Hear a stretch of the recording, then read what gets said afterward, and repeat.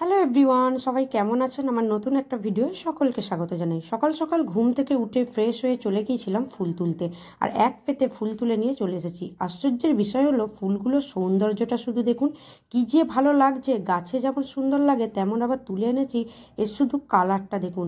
শীতকাল এমন একটা কাল যেখানে ফুল ফল শাকসবজি সবই যেন একটা অন্যতম সৌন্দর্য বহন করে নিয়ে আসে। এই রকম সৌন্দর্য কিন্তু শীতকাল ছাড়া দেখাই যায় না।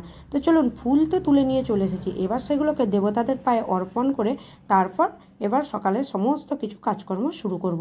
সেই জন্য আমি দেখুন প্রথমেই মা লক্ষ্মীর পায়ে ফুলটা দিয়ে দিলাম, এদিকে ধূপ জ্বালিয়ে সুন্দর করে সাজিয়ে পুজো করে দিলাম। আমি একটা কথা শুধু ভাবছি, মেয়েরা যেমন শাড়ি গয়না শাঁখা সিঁদুর সব কিছু ছাড়া অসম্পূর্ণ, তারা যেমন বেমানান, ঠিক তেমনই দেবতারাও কিন্তু ফুল মালা বেলপাতা ধূপ এসব ছাড়া যেন বেমানান, একদম যেন তাদেরকে দেখতে ভালোই লাগে না। অথচ একটু সামান্যই ফুল দিয়ে আপনি যদি রোজের পূজা করেন, তাদের যেন রূপটাই আলাদা হয়ে যায়। তো দেখুন কীরকম লাগছে, অবশ্যই কিন্তু কমেন্ট করে জানাবেন। চলুন টাটা, দেখা হবে পরে।